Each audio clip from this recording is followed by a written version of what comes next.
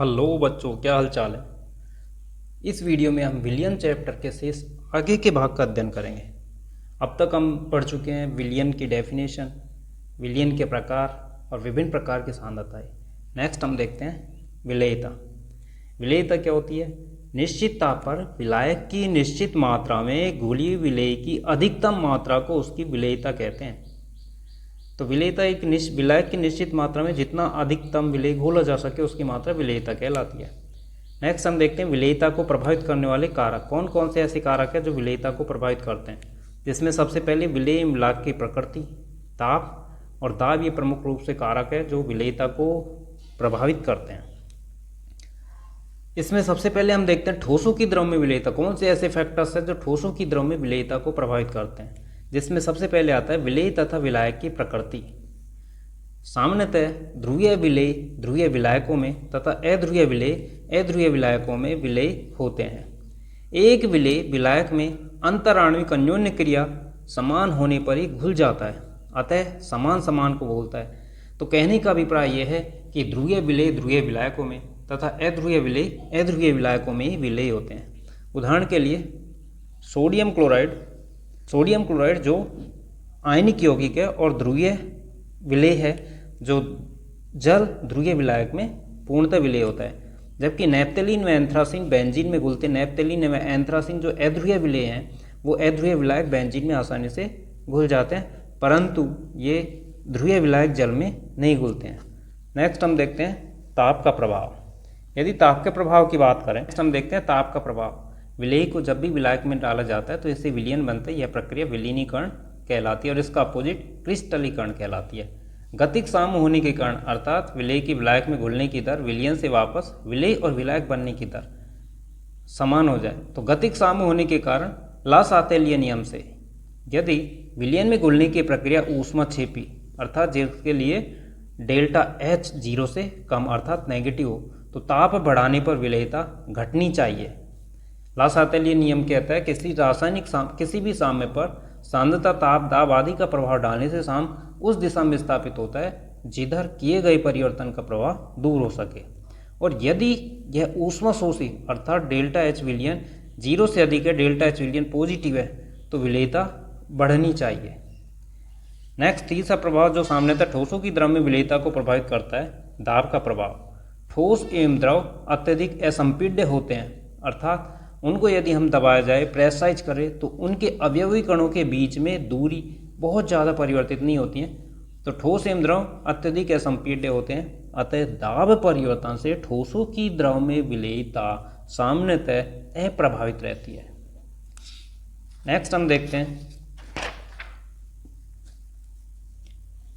Next हम देखते हैं गैसों की द्रव में विलेयता और इसको प्रभावित करने वाले कारक। इसे निम्न कारक प्रभावित करते हैं। सबसे पहले बात करते हैं गैस की प्रकृति।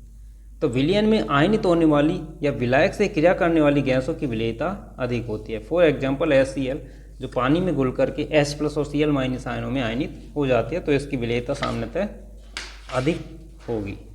इसी तरह NH3 की विलेयता जल से क्रिया करने के कारण इसकी विलेयता जल में अधिक होती है। नेक्स्ट हम बात करते हैं विलायक की प्रकृति। सामान्यतः ध्रुवीय गैसें ध्रुवीय विलायकों में तथा अध्रुवीय गैसें अध्रुवीय विलायकों में अधिक विलेय होती है। जैसे HCl एक ध्रुवीय गैस है जो ध्रुवीय विलायक जल में अधिक विलेय है।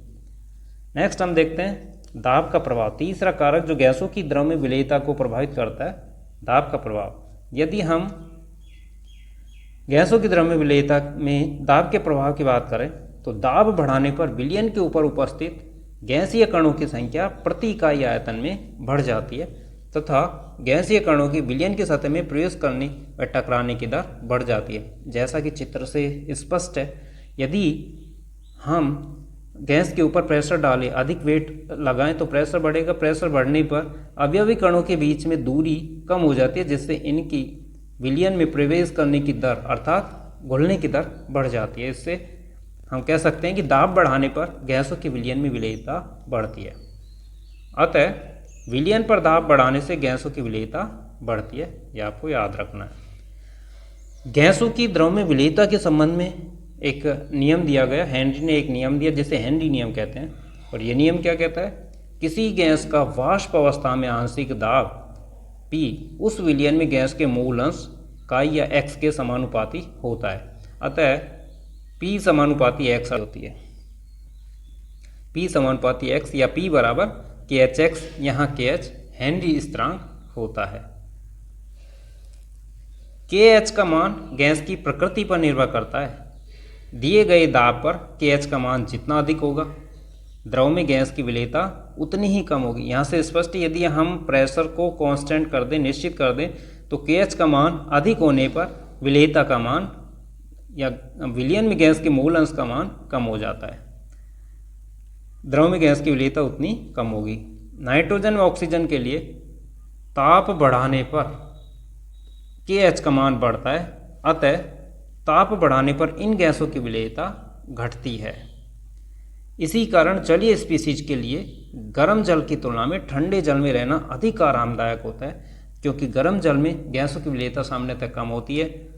इसलिए सामान्यतः ठंडे जल में जो श्वसन गैसें हैं उनकी विलेयता अधिक होती है। तो जलीय जीवों के लिए श्वसन गैसें आसानी से उपलब्ध हो जाने के कारण ठंडे जल में रहना उनके लिए अधिक आरामदायक होता है।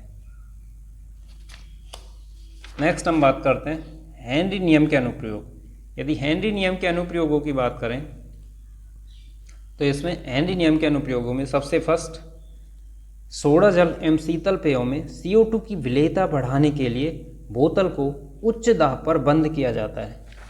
सामान्यतः कोल्ड ड्रिंक की बोतल को जब हम खोलते हैं तो उसमें से बुलबुले निकलते हुए दिखाई देते हैं, क्योंकि उनकी बोतलों को उच्च दाब पर बंद किया जाता है, जिससे उनमें गैसों की घुलनशीलता अधिक होती है। पर खोलने पर दाब कम हो जाता है, जिसके परिणामस्वरूप ये गैसें बाहर निकलने लगती हैं, इनकी विलेयता कम हो जाती है। दूसरी एप्लीकेशन की यदि बात करें तो गहरे समुद्र में उच्च बाहरी दाब के कारण गोताखोरों के रक्त में श्वसन गैसें घुल जाती हैं।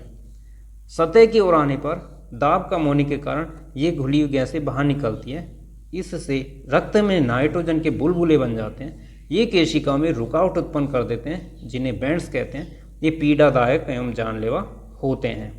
तो गहरे समुद्र में जो गोताखोरी करने वाले गोताखोर हैं, उच्च बाह्य दाब के कारण उनके रक्त में श्वसन गैसों की घुलनशीलता अधिक हो जाती है। पर जब वो ऊपर आते हैं तो दाब कम होने के कारण ये घुली हुई गैसें बाहर निकलने लगती है, जिससे केशिकाओं में नाइट्रोजन के बुलबुले बन जाते हैं और ये केशिकाओं में रुकावट उत्पन्न कर देते हैं और इस स्थिति को बैंड्स कहते हैं। और जो बैंड्स होता है ये सामान्यतः पीड़ादायक एवं जानलेवा होते हैं। इससे बचाव के लिए गोताखोरों द्वारा हीलियम से तनु की गई वायु को श्वसन हेतु प्रयोग किया जाता है। और इसके अंदर जो संगठन होता है उसमें हीलियम 11.7%, नाइट्रोजन 56.2%, ऑक्सीजन 32.1% होती है। इसकी तीसरी एप्लीकेशन की बात करें तो ऊंचाइयों पर ऑक्सीजन का आंशिक दाब सतही या मैदानी स्थानों से कम होता है, क्योंकि जैसे जैसे ऊंचाई पर जाते हैं ऑक्सीजन गैस की सांद्रता कम होती जाती है। अतः इन जगहों पर रहने वाले लोगों एवं आरोहक के रुधिर व ऊतकों में ऑक्सीजन की सांद्रता कम हो जाती है। इसके कारण वे कमज़ोर हो जाते हैं और उनकी सोचने की क्षमता कम हो जाती है। इस बीमारी को एनोक्सिया कहते हैं। तो तीसरी एप्लीकेशन क्या है, जैसे जैसे ऊंचाई पर जाते हैं ऑक्सीजन का आंशिक दाब सतही या मैदानी स्थानों से कम होता जाता है। तो इन जगह पर रहने वाले लोगों और जो पर्वतारोही होते हैं, आरोहक होते हैं, उनके रुधिर व ऊतकों में ऑक्सीजन की सांद्रता कम हो जाती है, जिसके कारण वो कमज़ोर हो जाते हैं और उनके सोचने की क्षमता कम हो जाती है और इस बीमारी को एनोक्सिया कहते हैं। नेक्स्ट हम बात करते हैं गैसों की द्रव की विलेयता के संबंध में ताप का प्रभाव। तो गैसों की घुलनशीलता एक ऊष्माक्षेपी प्रक्रिया है, ऊष्माक्षेपी, जिसके अंदर ऊष्मा का उत्सर्जन होता है। अतः लासातल्य नियम के अनुसार ताप बढ़ाने पर गैसों की विलेयता घटती है। जैसे जैसे हम टेम्परेचर बढ़ाते हैं वैसे वैसे गैसों की विलेयता कम होती जाती है, क्योंकि गैसों के घुलने की प्रक्रिया ऊष्माक्षेपी प्रक्रिया है। तो लासातल्य नियम के अकॉर्डिंग गैसों की ताप बढ़ाने पर गैसों की द्रव में विलेयता घटती है। आंकिक प्रश्नों की बात कर लेते हैं, जिसमें सड़े हुए अंडे जैसी गंध वाली विषैली गैस H2S गुणात्मक विश्लेषण में उपयोग की जाती है। यदि H2S गैस की जल में STP पर विलेयता 0.195 मोलरता हो तो हेनरी स्थिरांक की गणना कीजिए। तो सबसे पहले यदि हम इस क्वेश्चन की बात करें तो सवाल के अंदर दिया है, क्या दिया है, H2S गैस की जल में विलेयता दी गई है। H2S गैस की जल में विलेयता जो कितनी है, बराबर 0.195 मोल प्रति लीटर। हेनरी स्थिरांक यहाँ पर हमको पता करना है। यदि हेनरी स्थिरांक के एच ये हमको पता करना है। हेनरी नियम के अनुसार, हेनरी नियम क्या कहता है? हेनरी नियम का गणितीय प्रारूप, हेनरी नियम का गणितीय समीकरण अनुसार P बराबर के एच एक्स, जहाँ के एच हेनरी स्थिरांक है, P उस गैस का आंशिक दाब है और x उसकी विलेयता है। तो के एच बराबर, हमको के एच पता करना है, के एच बराबर P अपॉन एक्स H2S है। H2S के मोल, H2S के मोल यदि हम विलियन 1 लीटर माने तो H2S के मोल 0.195 मोल, और जल के 1 लीटर में मोल, जल के 1 लीटर में मोल की यदि बात करें तो ये 55.5 मोल होते हैं। ये 55.5 मोल कहाँ से आते हैं? ये 55.5 मोल कहाँ से आए? सामान्यतः हेनरी नियम तनु विलियन के लिए ही लागू होता है, और जल का जो 1 लीटर जो जल का द्रव्यमान होता है, 1 लीटर जल बराबर 1000 ग्राम जल कह सकते हैं। क्यों? क्योंकि जल का जो घनत्व होता है वो 1 ग्राम पर ml होता है। तो 1 लीटर जल 1 किलोग्राम या 1000 ग्राम के बराबर होता है। अब किसी भी अवयव का मोल, जल के मोल, यदि 1000 ग्राम में जल के मोलों की यदि बात करें तो 1000 ग्राम जल में मोल कितने हो जाएंगे? पदार्थ की ग्राम में मात्रा बटे उसका मोलर द्रव्यमान, और जल का मोलर द्रव्यमान 18 ग्राम पर मोल होता है। यहाँ से कैलकुलेट करें तो यह आता है 55.5 मोल। इस प्रकार से स्पष्ट है कि 1 लीटर जल में मोलों की जो मात्रा होगी 55.5 मोल होगी। नेक्स्ट यदि देखिए H2S को मोल अंश क्या हो जाएगा? H2S का मोल अंश की यदि बात करें, किसी भी अवयव का मोल अंश क्या होता है? उस अवयव के मोल जो कितना है 0.195 बटे कुल मोल जो कितना है 0.195 प्लस जल के मोल जो 1 लीटर जल में है 55.5 मोल। तो ये आ जाता है 0.195 अपॉन 55.695। इसको यदि कैलकुलेट करें तो कैलकुलेट करने पर यह आ जाता है 0.0035, और इसकी कोई इकाई नहीं होती है, ये यूनिट लेस होता है मोल अंश। यदि एसटीपी पर दाब की बात करें तो एसटीपी पर दाब 1 बार दाब, तो यहाँ से हम हेनरी स्थिरांक के एच निकालें तो के एच बराबर 1 बार अपॉन, इसको यदि हम इस तरह से भी लिख सकते हैं 3.5 इंटू 10 की पावर -3। तो यहाँ H2S के मोल अंश 3.5 इंटू 10 की पावर -3, इसको कैलकुलेट करें तो ये आ जाता है 285.7 बार। नेक्स्ट हम बात करते हैं नेक्स्ट क्वेश्चन। 298 केल्विन पर CO2 गैस की जल में विलेयता के लिए हेनरी स्थिरांक का मान 1.67 इंटू 10 की पावर 8 पास्कल है। 500 ml सोडा जल 2.5 atm दाब पर बंद किया गया है। 298 केल्विन पर घुली CO2 गैस की गणना कीजिए। तो आइए देखते हैं। सबसे पहले क्वेश्चन में जो दिया है हेनरी स्थिरांक, यदि हम हेनरी स्थिरांक की बात करें तो हेनरी स्थिरांक के H इक्वल टू 1.67 इंटू 10 की पावर 8 पास्कल। दाब की बात करें तो प्रेशर जो दिया है दाब P बराबर 2.5 atm। यदि इसको पास्कल में चेंज करें, क्योंकि हेनरी स्थिरांक पास्कल में है, तो पास्कल में चेंज करने के लिए इसको 101/325 से मल्टीप्लाई करना पड़ेगा। 2.5 ATM इंटू 101/325 पास्कल पर ATM, चूँकि एक ATM बराबर 101/325 पास्कल के बराबर होता है। यदि हेनरी नियम से देखें तो हेनरी नियम के अनुसार, हेनरी नियम से CO2 की जो विलेयता होती है, CO2 का विलयन में मोल अंश है, वो P/KH के अनुपात के बराबर होता है। तो नेक्स्ट हम देखते हैं, इन मानों को रखते हैं। इन मानों को रखने के बाद में XCO2 की यदि बात करें तो XCO2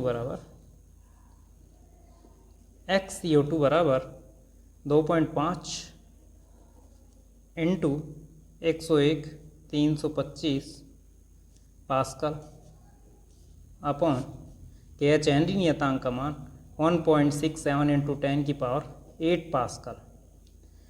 यदि इसको हम कैलकुलेट करें तो इसको कैलकुलेशन करने के पश्चात ये आ जाता है लगभग 1.516 इंटू 10⁻³ और मूल अंश का सामान्यतः कोई इकाई या कोई मात्रक नहीं होता। यदि हम ये जानते हैं चूँकि XCO2 जो होता है किसी भी अवयव का मूल अंश या CO2 का मूल अंश जो होगा CO2 के मोल और विलयन में कुल मोल के अनुपात के बराबर होगा, यानी कि NCO2 प्लस NH2 के अनुपात के बराबर होगा। यहाँ NCO2 CO2 के मोल और NH2 H2O के मोल है। तनु विलयन के लिए चूंकि हेनरी नियम तनु विलयन के ऊपर ही अप्लाई होता है, तो तनु विलयन के लिए NCO2 का मान, यानी कि CO2 के मोलों की जो मात्रा होगी विलयन में, वो NH2 यानी कि विलायक के मोलों की संख्या से बहुत कम होती है। तो यहाँ पर हम ये कह सकते हैं कि XCO2 बराबर NCO2 अपॉन NH2O के अनुपात के बराबर होती है। यदि NCO2 की बात करें तो NCO2 इस इक्वेशन से XCO2 इंटू NH2O के गुणनफल के बराबर होगा। चूँकि 1 लीटर विलयन में 1 लीटर जल के मोल, हम ये मान सकते हैं विलयन अत्यंत तनु है तो टोटल जो विलयन है विलेय की तुलना में बहुत ज़्यादा है, तो हम ये मान सकते हैं कि टोटल मोल जो हैं वो जल के हैं। लगभग 1 लीटर जल में 55.5 मोल H2O के होते हैं। ये हमने पहले भी कैलकुलेट करके देख लिया था। और यदि दोबारा से देखें, चूँकि 1 लीटर जल की जो ग्राम में मात्रा होती है वो 1000 ग्राम होती है, क्योंकि पानी का जो घनत्व होता है, जल का घनत्व 1 ग्राम पर ml होता है। तो हम ये मान सकते हैं कि 1 लीटर जल का द्रव्यमान 1000 ग्राम होता है। यहाँ से जल के मोलों की मात्रा यदि देखें तो जल के मोल मात्रा NH2O बराबर, किसी पदार्थ के मोल कैसे निकालते हैं, उस पदार्थ की ग्राम में मात्रा बटे उसका मोलर द्रव्यमान, और जल का मोलर द्रव्यमान 18 ग्राम पर मोल होता है। यहाँ से इसको कैलकुलेट करें तो जल के 1 लीटर का जो द्रव्यमान है, 1 किलोग्राम का द्रव्यमान 55.5 मोल प्राप्त होता है। नेक्स्ट यदि देखें, इन मानों को रखें तो NCO2 CO2 के मोल जो हमको प्राप्त होते हैं वो 1.516 जो हमको मिल गया था पहले ही, XCO2 हमको प्राप्त हो गई थी, इंटू 10⁻³ इंटू 55.5 मोल। इन सबको कैलकुलेट करें तो इन सबको कैलकुलेट करने के पश्चात CO2 के मोलों की मात्रा आती है 84.13 इंटू 10⁻³ मोल। ये जो CO2 के मोल है सामान्यतः 1 लीटर में होते हैं। अब 1 लीटर जल या विलयन कह सकते हैं, विलयन में CO2 के मोल या NCO2 जो हमको मिला था वो लगभग 84.13 इंटू 10⁻³ मोल मिला था। अब विलयन का आयतन 500 ml है, या हम ये कह सकते हैं कि 0.5 लीटर है। CO2 के मोल बराबर 84.13 into 10⁻³ mole into 0.5 litre into 0.5। इसको यदि कैलकुलेट करें, ये प्राप्त होता है 42.06 इंटू 10⁻³ मोल। यदि CO2 की ग्राम में द्रव्यमान पता करें तो CO2 की ग्राम में मात्रा, तो किसी भी अवयव की ग्राम में मात्रा क्या होती है, उस पदार्थ के मोल जो कितने हैं 42.06 इंटू 10⁻³ इंटू इसका मोलर द्रव्यमान जो कितना है, CO2 का जो मोलर द्रव्यमान है 44 ग्राम पर मोल होता है। इसको यदि इसे कैलकुलेट करें तो ये आ जाता है CO2 का मोलर द्रव्यमान 42.06 इंटू 10⁻³ इंटू इसका मोलर द्रव्यमान 44, तो ये आ जाता है इसको कैलकुलेट करने पर 1.85 ग्राम। अतः CO2 की ग्राम में मात्रा 500 ml विलियन में या 500 ml विलियन के अंदर सोडा जल के अंदर CO2 की मात्रा,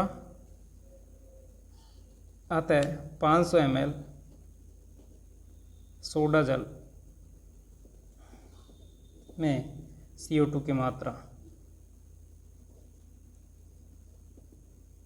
1.85 ग्राम होगी। नेक्स्ट हम बात करते हैं द्रव्य विलयनों का वाष्प दाब। यदि वाष्प दाब की बात करें तो द्रव वाष्प साम्य अवस्था में, अर्थात द्रव के वाष्प में बदलने और वाष्प का पुनः द्रव में बदलने की दर इक्वल हो जाती है, ये कहलाती है द्रव वाष्प साम्य अवस्था में वाष्प द्वारा द्रव की सतह पर आरोपित दाब वाष्प दाब कहलाता है। यह भी आपको याद रखना है कि वाष्प दाब अंतराणिक बल बढ़ने पर घटता है, क्योंकि दो अवयवी कणों के बीच में जब अट्रैक्शन बढ़ता है तो उसके परिणाम स्वरूप उनकी वाष्प में बदलने की दर घटती है, जिससे वाष्प दाब घटता है। तथा ताप बढ़ने पर यह बढ़ता है, ताप बढ़ने पर गैस के कणों की गतिज ऊर्जा में वृद्धि होती है, जिससे उनकी वाष्प में बदलने की दर बढ़ जाती है। नेक्स्ट हम बात करते हैं द्रव द्रव विलयनों का वाष्प दाब, अर्थात जिसमें विलेय और विलायक दोनों द्रव हो। माना दो वाष्पशील द्रव A व B से बनी विलयन में इनके आंशिक वाष्प दाब क्रमशः PA व PB तथा इनके मूल अंश क्रमशः KA व KB है। तो यहाँ पर राउल्ट का नियम लगता है। गैसों की द्रव में विलेयता के संबंध में हमने हेनरी नियम पढ़ा था। द्रव की द्रव विलयन में वाष्प दाब के संबंध में राउल्ट नियम लगता है। इस नियम के अनुसार वाष्पशील द्रव के विलयन में किसी अवयव का आंशिक दाब विलयन में उसके मूल अंश के समानुपाती होता है। अतः हम कह सकते हैं कि अवयव A के लिए PA समानुपाती X से या KA, या PA बराबर PA0 X से, जहाँ PA0 शुद्ध अवस्था में घटक A का वाष्प दाब है। इसी प्रकार घटक B के लिए PB समानुपाती XB या PB बराबर PB0 XB, जहाँ PB0 शुद्ध अवस्था में घटक B का वाष्प दाब है। डाल्टन नियम के अकॉर्डिंग, डाल्टन नियम के अनुसार विलयन का कुल वाष्प दाब P टोटल सभी अवयवों के आंशिक दाब के योग के बराबर होता है, अर्थात P टोटल बराबर PA प्लस PB। PA और PB के मान रखने पर जब हम रखते हैं तो P total PA0 XA plus PB0 XB के बराबर होता है, या P टोटल बराबर XA को हम 1 माइनस XB कह सकते हैं, क्योंकि द्विअंगी विलयन में दोनों ही अवयव के मूल अंशों का योग एक होता है। या एक अवयव का मूल अंश KB है तो दूसरे अवयव का मूल अंश 1 माइनस KB हो जाएगा। विलयन के कुल वाष्प दाब को उसके किसी भी घटक से संबंधित किया जा सकता है, जैसा कि ग्राफ में दिखा रखा है। तो इस ग्राफ से स्पष्ट हो रहा है कि अवयव A का मूल अंश जब 1 है तो अवयव B का मूल अंश 0 होगा। उस स्थिति में टोटल वाष्प दाब A घटक के शुद्ध अवस्था में वाष्प दाब के बराबर PA0 के बराबर होगा, और जब A घटक का मूल अंश 0 है तो दूसरे घटक का मूल अंश 1 होगा। उस स्थिति में टोटल वाष्प दाब होगा वो B घटक के शुद्ध अवस्था में वाष्प दाब के बराबर होगा। यहाँ बी अवयव ए की अपेक्षा अधिक वाष्पशील है, इसी कारण से बी अवयव को ऊपर दिखा रखा है, ए घटक का वास्तव नीचे दिखा रखा है। नेक्स्ट यदि बात करें वाष्प अवस्था में संगठन, यदि वाई ए व वाई बी क्रम से ए व बी के वाष्प अवस्था में मूल अंश है, तो डाल्टन के आंशिक दाब के नियम से पी ए बराबर क्या होगा, वाई ए इंटू पी टोटल, या वाई ए बराबर पी ए अपॉन पी टोटल। ये वाष्प अवस्था में ए अवयव का संगठन है। यदि बी अवयव की बात करें, बी घटक का जो वाष्प अवस्था में आंशिक दाब होगा Y B into P total, Y B बराबर P B upon P total. तो सामने तक किसी भी अवयव का जो आंशिक दाब होगा वाष्प अवस्था में पी आई बराबर वाई आई इंटू पी टोटल के बराबर होगा, के गुणनफल के बराबर होगा। अब इसी के आधार पर आधारित एक क्वेश्चन हम देखते हैं। नेक्स्ट हम देखते हैं अंकित क्वेश्चन। 298 केल्विन पर क्लोरोफॉर्म एवं डाइक्लोरोमेथेन के वाष्प दाब क्रम से 200 mmHg व 415 mmHg हैं। 25.5 ग्राम क्लोरोफॉर्म व 40 ग्राम डाइक्लोरोमेथेन को मिलाकर बनाए गए विलयन के वाष्प दाब की गणना 298 केल्विन पर कीजिए। दूसरा क्वेश्चन, वाष्प की प्रावस्था के प्रत्येक अवयव के मूल अंश की गणना कीजिए। तो इस क्वेश्चन की यदि बात करें तो आइए देखते हैं इसको। तो सबसे पहले जो सवाल के अंदर दिया है क्लोरोफॉर्म का वाष्प दाब, CaCl3 का वाष्प दाब P0 CaCl3 बराबर 200 mmHg। नेक्स्ट, डाइक्लोरोमेथेन CH2Cl2 का वाष्प दाब की यदि बात करें तो P0 CH2Cl2 बराबर 415 mmHg। यदि क्लोरोफॉर्म की मात्रा की बात करें तो क्लोरोफॉर्म की इसमें जो मात्रा दी गई है CaCl3 की मात्रा बराबर 25.5 ग्राम। इसके अलावा डाइक्लोरोमेथेन की मात्रा CH2Cl2 की मात्रा की बात करें तो ये सवाल के अंदर दी गई है 40 ग्राम। यदि इनके मोलर द्रव्यमान की बात करें तो CaCl3 का मोलर द्रव्यमान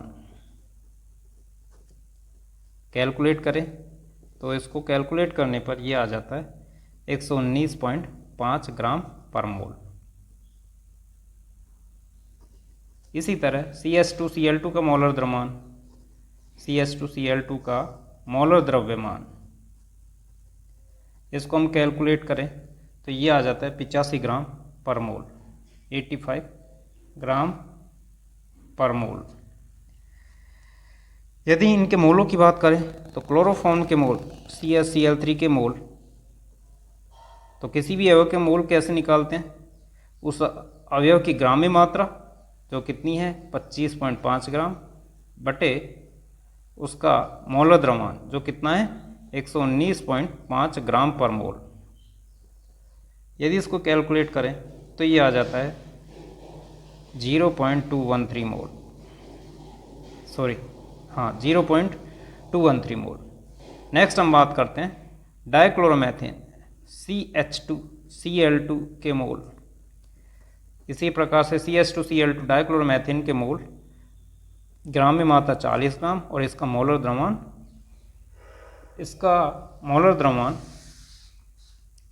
85 ग्राम पर मोल।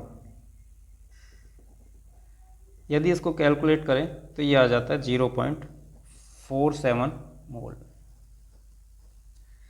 इनके मोल मिश्रण के कुल मोलों की बात करें तो मिश्रण के कुल मोल दोनों का टोटल करें 0.213 प्लस 0.47, इनका टोटल करें तो ये आ जाता है 0.683 मोल। यदि इनके मोल अंशों की बात करें तो क्लोरोफॉर्म CaCl3 के मोल अंश, किसी भी अवयव का मोल अंश उस अवयव के मोल और विलयन में उपस्थित सभी अवयव के कुल मोलों का अनुपात होता है, यानी कि CaCl3 के मोल प्लस CaCl3 के मोल प्लस डाइक्लोरोमेथेन CH2Cl2 के मोल। इन मानों को यदि हम रखें तो क्लोरोफॉर्म के मोल 0.213 बटे कुल मोल 0.683। यदि इसको हम कैलकुलेट करें तो ये आ जाता है 0.312 और सामने तो मोल अंश की कोई इकाई नहीं होती। नेक्स्ट हम बात करते हैं इसी प्रकार से CH2Cl2 के मोल। एक द्विअंगी विलयन में दोनों अवयवों के मूल अंशों का योग 1 होता है, इसलिए इसका मूल अंश डाइक्लोरोमेथेन के मूल अंश की बात करें तो काई CH2Cl2 बराबर 1 में से इसको माइनस करके भी प्राप्त कर सकते हैं, जो आता है कैलकुलेट करने पर 0.688 और मूल अंश के सामने तक कोई इकाई नहीं होती है। नेक्स्ट हम बात करते हैं विलयन का कुल वाष्प की। यदि बात करें तो विलयन का कुल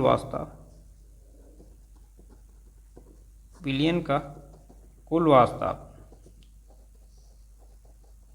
की यदि बात करें तो ये P टोटल बराबर PA0 XA plus PV0 XB से यदि हम ज्ञात करें तो P टोटल बराबर इन मानों को यदि रखें तो इसका क्लोरोफॉर्म का जो वाष्प दाब है 200 mmHg इनटू इसका मूल अंश 0.312 प्लस डाइक्लोरोमेथेन का वाष्प दाब 415 mmHg इनटू इसका मूल अंश 0.688।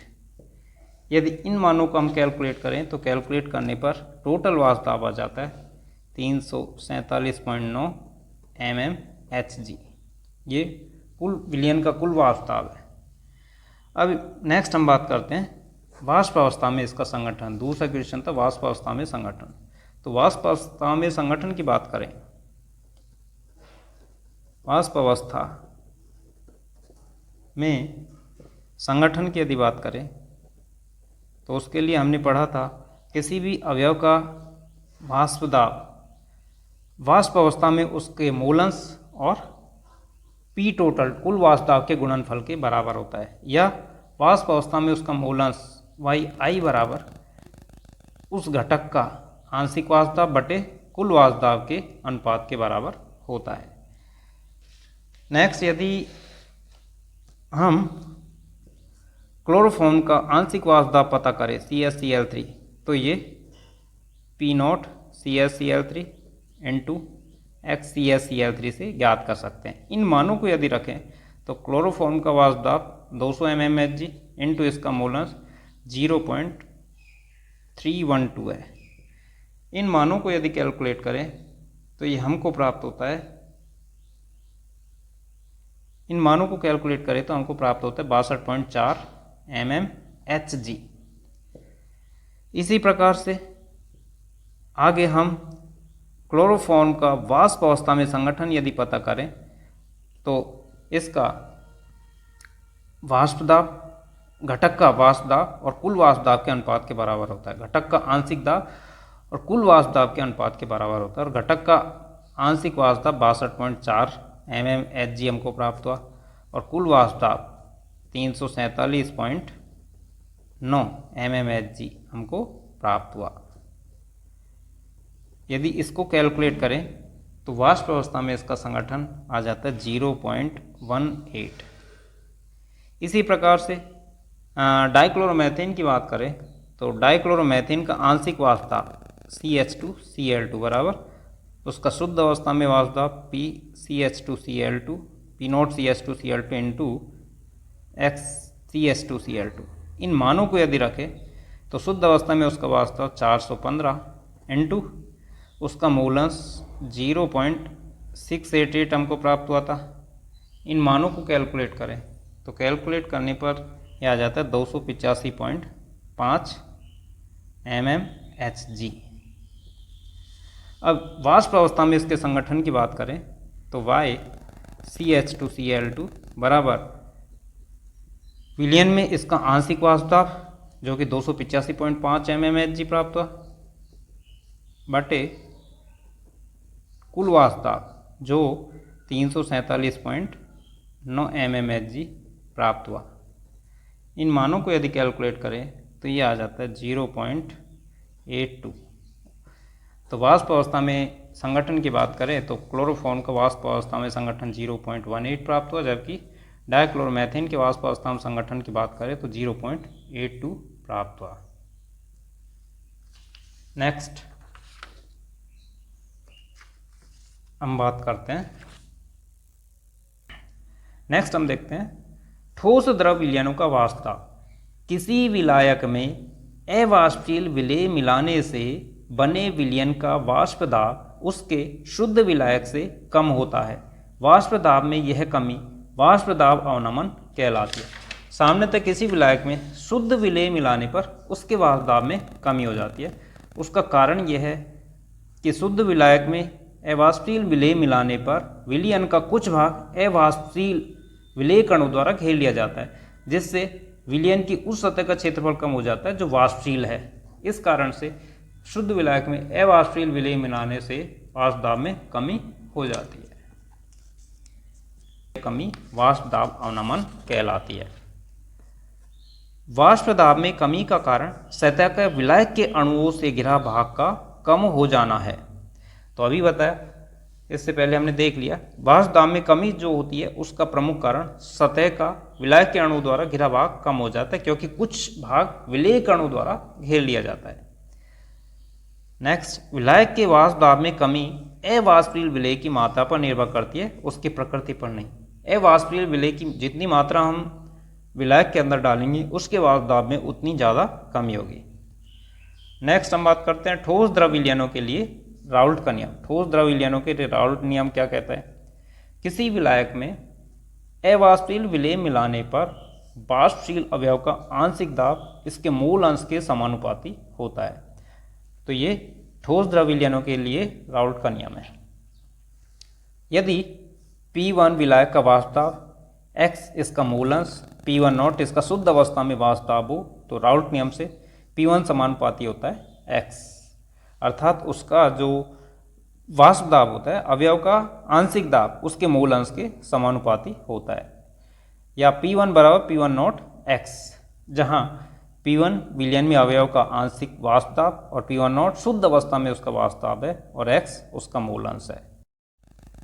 विलयन के वाष्प दाब वह विलायक के मूल अंश के मध्य आलेख सरल रेखीय होता है। जैसा कि ग्राफ से दिखा रहा है, विलायक का मूल अंश जितना अधिक होगा वाष्प दाब भी उतना ही अधिक बढ़ता जाएगा, क्योंकि विलेय अवाष्पशील है। पूरा का पूरा वाष्प दाब किसके कारण होगा? विलायक के कारण होगा। नेक्स्ट हम बात करते हैं आदर्श एवं अनादर्श विलयन। नेक्स्ट हम बात करते हैं आदर्श एवं अनादर्श विलयन। माना विलयन दो अवयव ए व बी से बना है। तो आदर्श विलयन और अनादर्श विलयन की बात करें, आदर्श विलयन वह विलयन जो सभी ताप एवं सांद्रता पर राउल्ट के नियम का पालन करते हैं, और राउल्ट के नियम के अकॉर्डिंग जो कुल वाष्प दाब है अवयव के आंशिक दाब के योग के बराबर होता है, यानी कि पी कुल बराबर P A plus P B, या पी ए बराबर पी ए नॉट एक्स से पी बी बराबर P B naught X B के बराबर होगा। अनादर्श विलयन वह विलयन जो ताप तथा सांद्रताओं के सभी मानों पर राउल्ट के नियम का पालन नहीं करता है, यानी कि विलयन का कुल वाष्प दाब उसके अवयव के आंशिक दाब के योग के बराबर नहीं हो, उससे कम या अधिक हो, तो इस तरह का विलयन अनादर्श विलयन कहलाता है, नॉन आइडियल सॉल्यूशन कहलाता है। P A naught equal to P A naught into X A, P B naught equal to P B naught X B. Second अंतर, सेकेंड डिफरेंस की यदि बात करें तो इनमें ए ए तथा बी बी के मध्य अंतराण्विक आकर्षण बल ए बी के समान होता है, अर्थात दो जो घटक होते हैं उनके मध्य में अंतराण्विक आकर्षण जितना होता है उन विलेय तथा विलायक विलेय तथा विलायक के अणुओं के मध्य में अंतराण्विक आकर्षण जितना अधिक होता है, विलेय तथा विलायक के अणुओं के मध्य में भी अंतराण्विक आकर्षण उतना ही होता है। अनादर्श विलयन इनमें ए तथा बी के मध्य अंतराण्विक आकर्षण बल ए बी के समान नहीं होता, अर्थात विलेय तथा विलायक अणुओं के मध्य में अंतराण्विक आकर्षण विलेय तथा विलायक के अणुओं के मध्य में अंतराण्विक आकर्षण के समान नहीं होता। तीसरे अंतर की यदि बात करें तो आदर्श विलयन में विलयन बनने पर एंथैल्पी परिवर्तन डेल्टा एच शून्य होता है, डेल्टा एच मिश्रण इक्वल टू 0, अर्थात विलयन बनाने के दौरान न तो ऊष्मा का उत्सर्जन होता है और न ही ऊष्मा का अवशोषण होता है। इस तरह का विलयन आदर्श विलयन कहलाता है। जबकि अनादर्श विलयन की बात करें तो वह विलयन जिसको बनाने पर एंथैल्पी परिवर्तन डेल्टा एच शून्य नहीं होता। डेल्टा एच मिश्रण नॉट इक्वल टू 0, अर्थात यह शून्य से कम या अधिक होता है। अगर चौथे अंतर की बात करें तो आयतन में परिवर्तन विलयन बनाने के दौरान विलयन बनाने पर आयतन में परिवर्तन शून्य होता है, डेल्टा मिश्रण भी बराबर 0। जबकि अनादर्श विलयन की बात करें तो आयतन में परिवर्तन शून्य नहीं होता, डेल्टा वी मिश्रण नॉट इक्वल टू 0, अर्थात विलय तथा विलायक के आयतन का योग विलयन के आयतन से कम या अधिक होता है। यदि इसके उदाहरण की बात करें, बेंजीन, टोलुइन, एनहेक्सिन, एनेप्टेन और क्लोरबेंजीन व ब्रोमोबेंजीन, ये आदर्श विलयन के उदाहरण हैं। यदि अनादर्श विलयन के उदाहरण की बात करें, एथेनॉल, जल, कार्बन डाइसल्फाइड और एसीटोन, क्लोरोफॉर्म, एसीटोन और क्लोरोफॉर्म बेंजीन, ये सभी अनादर्श विलयन के उदाहरण हैं। यदि आदर्श विलयन के लिए ग्राफ की हम बात करें तो आइडियल सॉल्यूशन के लिए इस तरह का ग्राफ हमको प्राप्त होता है। नेक्स्ट हम बात करते हैं अनादर्श विलयन के प्रकार। अनादर्श विलयन के प्रकार, ये विलयन प्रत्येक ताप व सांद्रता पर राउल्ट के नियम का पालन नहीं करते हैं, जबकि आदर्श विलयन प्रत्येक ताप व सांद्रता पर राउल्ट के नियम को फॉलो करते हैं। ये दो टाइप के होते हैं, धनात्मक विचलन दर्शाने वाले और ऋणात्मक दर्शाने वाले अनादर्श विलयन। इनमें दोनों में अंतर की बात करें, इन विलयनों का वाष्पताप व प्रत्येक अवयव का आंशिक वाष्पताप राउल्ट नियम से प्राप्त वाष्पताप से अधिक होता है, अर्थात PA is greater than PA naught X से और PB is greater than PB naught x भी। जबकि ऋणात्मक विचलन दर्शाने वाले विलयनों की बात करें तो इन विलयनों का वाष्पताप व प्रत्येक अवयव का आंशिक वाष्पताप राउल्ट नियम से प्राप्त वाष्पताप से कम होता है, अर्थात PA is less than PA naught X से PB is less than PB naught X B. Next दूसरे डिफरेंस की बात करें धनात्मक और ऋणात्मक विचलन वाले अनादर्श विलयनों, तो इन विलयनों के लिए AB आकर्षण इज लेस देन AA एवं BB आकर्षण, अर्थात इससे हम ये कह सकते हैं कि धनात्मक विचलन दर्शाने वाले विलयनों के लिए विलेय तथा विलायक कणों के बीच में आकर्षण विलेय तथा विलायक कणों के मध्य आकर्षण से कम होता है। जबकि ऋणात्मक विचलन दर्शाने वाले विलयनों की बात करो तो इनमें AB आकर्षण इज ग्रेटर देन AA एवं BB आकर्षण, अर्थात विलेय विलायक कणों के मध्य में आकर्षण विलायक और विलेय कणों के मध्य आकर्षण से अधिक होता है। तीसरे डिफरेंस की बात करें तो इन विलयनों के लिए डेल्टा मिश्रण H बराबर पॉजिटिव, अर्थात इस प्रकार के विलयनों को बनाने के दौरान ऊष्मा अवशोषित होती है, अर्थात अभिक्रिया ऊष्मा शोषी होती है, अर्थात विलेय और विलायक को मिलाने पर ऊष्मा का अवशोषण होता है, ऊष्मा शोषी होती है। जबकि इन विलयनों के लिए डेल्टा मिश्रण H नेगेटिव होता है, अर्थात विलेय और विलायक को मिलाने पर विलयन बनने के दौरान ऊष्मा उत्सर्जित होती है, ऊष्मा क्षेपी होती है। चौथे डिफरेंस की यदि बात करें तो धनात्मक विचलन वाले विलयन का आयतन अवयव के आयतन के योग से अधिक होता है, डेल्टा मिश्रण भी बराबर पॉजिटिव। जबकि इन विलयनों के लिए आयतन अवयव के आयतन के योग से कम होता है, डेल्टा मिश्रण भी नेगेटिव, अर्थात विलयन का आयतन विलेय और विलायक के आयतन के योग से कम होता है। जबकि इनके लिए विलयन का आयतन विलेय और विलायक के आयतन के योग से अधिक होता है।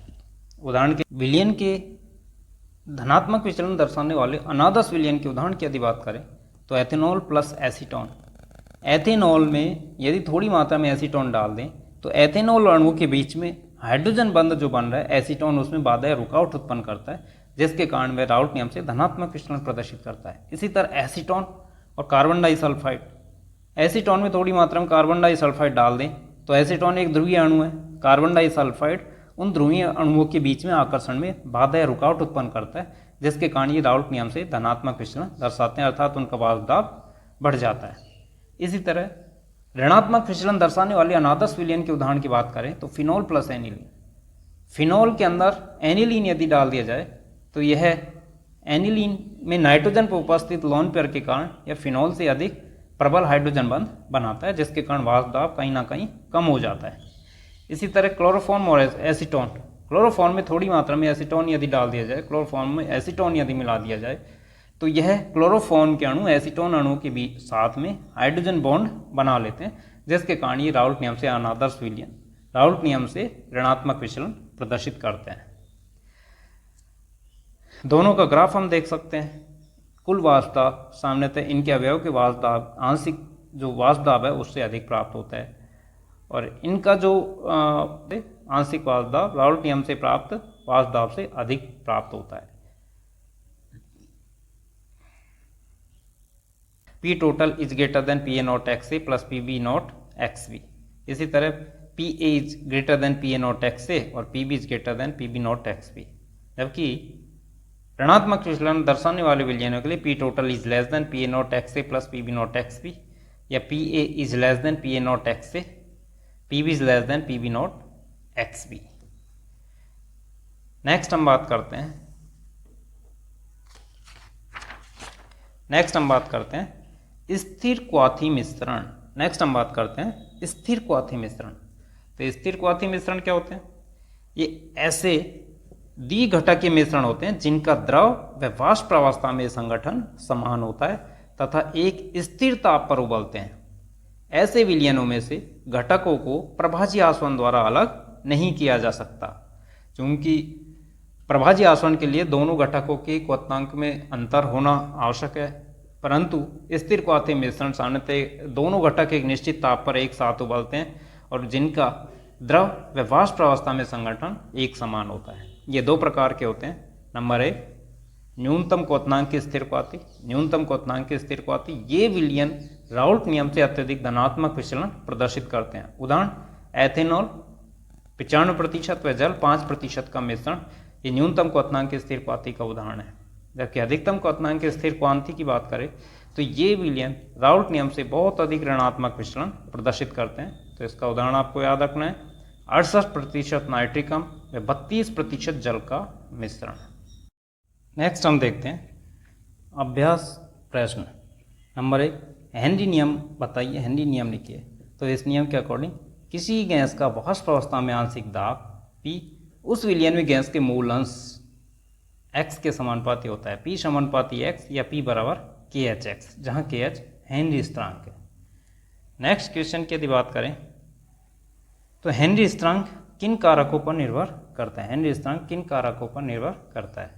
तो हेनरी स्थिरांक KH ताप, गैस तथा विलायक की प्रकृति पर निर्भर करता है, और इसका जो गणितीय समीकरण है P बराबर KHX। दिए गए दाब पर KH का मान जितना अधिक होगा, द्रव में गैस की विलेयता उतनी कम होगी। उदाहरण के लिए नाइट्रोजन और ऑक्सीजन दोनों के लिए ताप बढ़ाने पर KH का मान बढ़ता है एवं इन गैसों की विलेयता कम होती है। नेक्स्ट क्वेश्चन की यदि बात करें तो राउल्ट का नियम क्या है? तो राउल्ट नियम के अकॉर्डिंग किसी विलयन के प्रत्येक वाष्पशील अवयव का आंशिक वाष्प दाब, किसी विलयन में प्रत्येक वाष्पशील अवयव का आंशिक वाष्प दाब इसके मूल अंश के समानुपाती होता है, P समानुपाती X। चौथा क्वेश्चन आदर्श विलयन किसे कहते हैं? दो द्रव किस स्थिति में आदर्श विलयन बनाते हैं? तो जैसे कि हमने पहले पढ़ लिया, वह विलयन आदर्श विलयन वह विलयन जो सांद्रता तथा ताप के सभी मानों पर राउल्ट के नियम का पालन करता है, आदर्श विलयन कहलाते हैं। आदर्श विलयन के लिए निम्न आवश्यक शर्त हैं। ये राउल्ट के नियम का पालन करते हैं प्रत्येक ताप और सांद्रता पर, अर्थात PA बराबर PA नॉट XA और PB बराबर PB नॉट XB, जहाँ PA नॉट शुद्ध अवस्था में अवयव A का वाष्प दाब है और PB नॉट शुद्ध अवस्था में अवयव B का वाष्प दाब है। AB आकर्षण बराबर AA तथा BB आकर्षण, अर्थात विलेय विलायक आकर्षण विलायक विलायक तथा विलेय विलेय आकर्षण के बराबर होता है। डेल्टा H मिश्रण बराबर 0, अर्थात मिश्रण बनने पर एंथैल्पी परिवर्तन शून्य होता है, अर्थात ऊष्मा का ना तो उत्सर्जन होता है ना ही अवशोषण होता है आदर्श विलयन बनाने के दौरान। डेल्टा V मिश्रण बराबर 0, अर्थात आयतन में परिवर्तन शून्य होता है, अर्थात विलयन का आयतन दोनों अवयवों के आयतन के योग के बराबर होता है। नेक्स्ट क्वेश्चन की यदि बात करें तो नेक्स्ट क्वेश्चन आता है स्थिर क्वाथी मिश्रण किसे कहते हैं? ये कितने प्रकार के होते हैं? यदि स्थिर क्वाथी मिश्रण की बात करें तो ऐसे द्विघटकीय मिश्रण जिनका द्रव व वाष्प अवस्था में संगठन समान होता है तथा जिसका क्वथनांक निश्चित होता है, स्थिर क्वाथी मिश्रण कहलाते हैं। ये दो प्रकार के होते हैं। न्यूनतम क्वथनांक की स्थिर क्वाथी जो राउल्ट नियम से अधिक धनात्मक विचलन दर्शाते हैं, उदाहरण एथेनॉल 95% व जल का मिश्रण। अधिकतम क्वथनांक स्थिर को आती, ये राउल्ट नियम से बहुत अधिक ऋणात्मक विचलन दर्शाते हैं। और इसका उदाहरण नाइट्रिक अम्ल 68% व जल का मिश्रण इसका उदाहरण है। धन्यवाद।